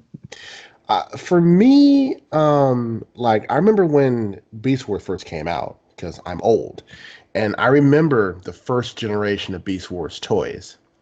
And at the time, they were okay, they were pretty good. You compare the new toys to what was back then, and oh my god, they were garbage. Yeah. So it's good to see toys that are because I remember even back then I love Beast Wars, but looking at the original toys, I was like, ugh, that's not Megatron. That's garbage. But now I'm looking at Transformers and I'm just like, yes, finally you're doing them justice. You know, like back I'm in the really day, hoping if the Megatron Beast Wars figure coming out sells really well, I hope they do his dragon one next. Because I didn't get the T Rex, I got the dragon, and I was just hooked onto that design. oh yeah, it's the dragon is oh that's awesome. Look at It that. is That is definitely a third party figure. true, but it's dead on though. It's Yeah. almost dead on. It's I mean, animation dead on, because, like, yeah. there's no like areas that seem like it's just a toy, you know? Yeah, it look. I mean, from that perspective, it looks really good. And that's Yeah, the thing about Transformers, especially with Beast Wars. It's like the robot forms can look relatively okay, but the Beast forms look, yeah, man, depending on what you're doing. yeah. But yeah, I'm really hoping that we get a new Dragon Megatron toy. That'll be awesome.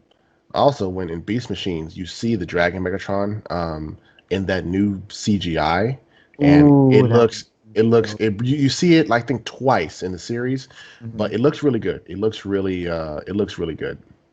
So, definitely. All but right. oh, the nostalgia. Okay, so question about the toys. Out of the ones that you had before, which one was like your most favorite? I liked them all actually. The original toy. I mean, the first Beast Wars toy I ever got was Cheetor. Okay. I like Cheetor. He was cool. But yeah, Cheetor and I got Cheetor, Waspinator, Rhinox. It wasn't until a year later I found Optimus Primal and Megatron because those were Yeah. really hard to find. But Like my first. Megatron and Optimus Prime are my favorites because I had to replace them because I broke them. Oh man. Oh, they fought and they fought and they one day they literally ripped each other apart. And I was like, "Yay!" And I'm like, "Wait a minute, what did I just do?" And I was Mistakes like, have been made. "Oh crap! I killed my action figures." So I went in there, told my grandma, I'm like, "Hey, grandma, I broke my action figure," and she was like, "The hell did you do?" And I was like, "Well, they were, like a child." I went into the explanation of who the Maximals were, who the Predacons Like, were, so they have why. to fight. End of Yeah, story. exactly. I was explaining why they had to fight, and she was just like, "I don't care. Why did you break them?" I was like, These things cost money, Edwin. I was like, "What is money?" I'm like, I'm like 10. I don't know what money is. I just know that I don't have it and you do. Nah, that's all I know. I don't understand these things. Don't judge me. Oh my god. Yeah, But ouch. Ouch, yes, ouch, ouch. the Dragon Megatron was literally my first Transformers toy. Yep, Uh, I was very confused in how to convert it, as with every small 5-year-old would be, until true. my parents would help me transform this thing whenever I wanted to do it. But eventually, I was like, oh, these are these things called instructions. I should follow them. I understand. My first ever Transformer was this race car thing. It was a legitimate Transformer. It was a Transformer race car. I forget what the name of it was. I was like 8 or 9. And I'm like, all right, I'm going to get it and transform it. I couldn't I couldn't understand the instructions. I'm trying to transform it. I asked my grandfather to help me. He's just like, the hell is this? And I was like, the transformer. He's like, the hell is a transformer? I'm like, it's a robot. And he was fiddling away with it and just like, yeah, I can't make heads and tails of this. I'm like, oh, okay. So I got mad and I melted it. Oh no. I got pissed. I went outside, got some lighter fluid, and I was like, burn, bitch. And it caught on fire and it I melted. think afterwards I didn't really get another Transformers toy until was it? I think it was Armada. Mm, makes sense. And lo and behold, that toy was an Optimus Prime. Of course it Uh, was. because, like I said before, my dad showed me G1, and then Beast Wars came along. So I didn't have anything that looked anything really of Optimus Prime. Hmm. So when I saw Armada, I was like, "Oh my God, I need to get this. Dad, can we get this? Please, please." And he said, "Yeah, sure, why not? You've been doing good in school." So I was like, "Okay." So, oh yeah, it was this one. Oh, Yeah. So it was like this one right here. Yeah. So, it's definitely Armada-ish. yep, it's That's Armada. Armada-ish. And when I transformed it, I was just so happy. I was like, it doesn't look the same as the 80s cartoon, but it has the same head design. I'll take it. It Yeah, it has makes the red sense. and blue. I'll take it. Yeah, Armada wasn't a bad show. It was a good And show. then, what was the sequel show? Oh God, there was a lot of them. There was like I know there Transformers was. Energon and Transformers other stuff. Yeah, it was Oh, Energon. I did not like Energon. Yeah, this Uh, one. yeah, I didn't either. It was Energon and I something didn't like the else. fact that combining so much didn't mean anything. Like, you would think Yeah, combining into a bigger bot would be beneficial, but the fact that whenever Prime did it, he would get wasted right away still. Like, yeah. why though? I don't know. It's just I think if they know that Prime is so powerful, they just have to find a reason to kind of for maybe story purposes get him out of there. And then, yeah, Oh yeah, then and there was Cybertron. yeah, so that I think this was the last one. Yeah, I didn't quite. I stopped. I I think stopped. after Energon, I stopped.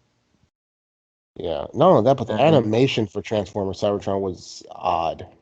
yeah, it was like part traditional anime, part CG. Yeah, I didn't really like it too much. I Uh, mean, you know, it's a good anime that does this really well. but Gundam the Origin. that's a valid point. It does an excellent job of it. I didn't Definitely think a about valid that, but point. yeah, that makes sense. I didn't think about that. You're right. It does. It goes to show how long animation with no, it comes to I'm so lost for words on that. It goes to show how long that anime has come that they could blend the traditional style and CG together. True. You're right. And Oh, it's a and Gundam Unicorn did a good job with that too. that's true. They did a fantastic job. Yeah, they did. So, with all those questions asked and uh, answered, this has come to the end of my show notes for this episode. Oh, a very Transformer based show we've had here. Yeah, Hmm. I because not much Gundam news, and probably not till next year, I think. True, true. Well, I have a suggestion. Maybe going forward, depending on what happens, we can kind of focus on other mech animes. Like, for example, a really good show, Big O, is a fantastic show. I liked it. Speaking of that show, I saw some of it when Adult Swim's first uh, initial runs, their midnight runs, Good old but I Toonami. never went back to check it out.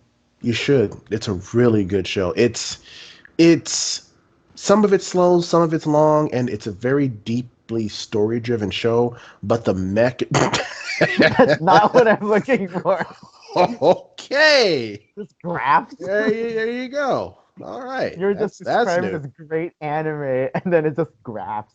Yeah, you know what? And the graphs are all going up. But it's a good show. The story is very interesting for what it was in the story they're trying to say. The mech, the Very mecha, super robot. the mecha is awesome. In terms of like how big they are, how they fight. Um, it's a good show, and I think it's worth a look. Honestly. Okay. And speaking of 80s, though, going back to an 80s cartoon, I didn't really get into this. Voltron, really? Yeah, I wasn't really into it. That was like the that's where it all oh, not where it all started, but one of the initial ones. You had Gundam, Voltron. Actually, I no, I think you I had was I grew G-Force up first. more on this specific super robot series, and it was called Voltus 5. Yes, I am familiar with it. Like it's as old, probably just as old as Gundam 0079. Yeah, Just about. yeah. Then you had that one. You had G-Force too. You had a lot of the super retro stuff that I should probably go back and man, I haven't thought about that stuff in so long. Oh my God. Oh man, I thought this was literally just I seriously thought this was like a new series, like teaser image, but it's just fan art. If you wanna go really far back with anime and robots, Mhm. Gigantor. That sounds so familiar. Hold on. Yeah, type in it, and when you see it, it's old, but it's Ooh, yeah, this Gigantor. this looks Astro Boy old. It is, but it's where a lot of it started, and it's I've seen a few episodes, and you know what? It holds up. It's not bad. For what it is and what he's doing, it's just like, yeah, you can see where the inspiration from everything we watch Yeah, is come definitely. in. I mean, you're Mhm. watching it, you're just like, yeah, this is where the Gundam, the Voltron, Mazinger Z. the Mezzinger Z. I was trying to figure out which one of that was one. I Mezzinger Z, the actually, Robotech and everything, and Macross. yeah, That's where that all came from. like when it comes to big super robots, Voltus 5 and Mazinger Z, I've been exposed to. And yeah, for Father's Day this year, uh, my dad doesn't really build model kits, but I was like, Dad, let's build together of Mazinger Z, something from Mazinger Z. And he was like, yeah, sure, fine, whatever. And then yeah, he built quite a few parts. I had him start pretty small. Um, well, we were building Mazin Kaiser, the most edgy looking one of all of them. Yeah, So he looks built the awesome small, though. he small, no, not the small parts. He built the bigger parts, and then I built like the inner frame pieces, and then I did the final putting together. But he did a pretty good job. His cutting work of parts was pretty good for a beginner. Yeah, it was this one right here. Ah, Yeah, so well, I had him build the wings, the legs, um, the the back pieces back here, which connected into the back and the shoulders. But the rest I built, and then we just put it together. So yeah, I approve of it, and it's awesome, it is. It's standing proudly in the living room. as it should. Yeah. So that was basically uh, the two super robot anime that I watched growing up. Sorry, Voltron fans, but I mean, I do have the old '80s cartoon. I have the first season in a collector set. Well, it's more my dad's, but yeah, I'll probably go and check it out, Makes sense. You should. It's awesome. and then I'll probably go into watching the Netflix anime. That's right. It is out, isn't it? Yeah, it's been out for quite a while. I I might think the look into that. last anime convention, no, not this year. I think when I I think it was my second time at Anime LA. Hmm. Um, let's see, it was yeah, 2019 was the last time I went, and yeah, it was. I was just so confused. I didn't know that a new Voltron anime was out because I saw lots of people uh, cosplaying in like their civilian outfits, and then I saw some wearing their uniforms. I was like, what? What is this? Is this like a new Power Rangers I don't know about? It's like, no, it's Voltron. I'm like, come again? Voltron. And then I saw that was it Death Battle? I think it was Death Battle that did the Power Ranger versus Voltron, and Yep. that made me mad. I literally got mad at it because I didn't like the fact that Rangers lost. Yeah, but the thing is that if you look at Voltron and everything, it's like it was a close fight, but I mean, then you had the Dragon Zord versus Mechagodzilla, and the Dragon Zord lost. Yeah, that one I was okay with. I was not. I was okay with Mechagodzilla winning. I mean, I like both fandoms a lot, but I was just like, son of a bitch. I was like, Like, doggone it. well, that's how I sort of felt that way when they made one for the Tiger Zord versus Gundam Epion.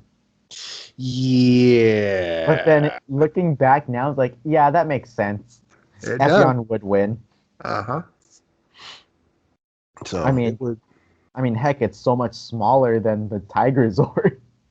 This is true. And This is then very once they true. factored in the zero system, I'm like, yeah, yeah. You can Just see the future. I can see the future. That reference.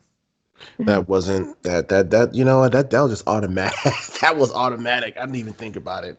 That I was such one. That was one of the best Dragon Ball Abridged moments. can Like see the not future. just in that movie, like in everything of DBZ Abridged. Sure. And there are just so many people who just you go to a con. I can see the future. And You can everyone would just start saying it. or some people just like, what do you mean you can see the future? I'm like, if you don't know, then you don't know. It's not for you to know. Then I I love when the guy is just going on about his race gonna kill him. It's like, but we already did that. And he's like, I know you do that.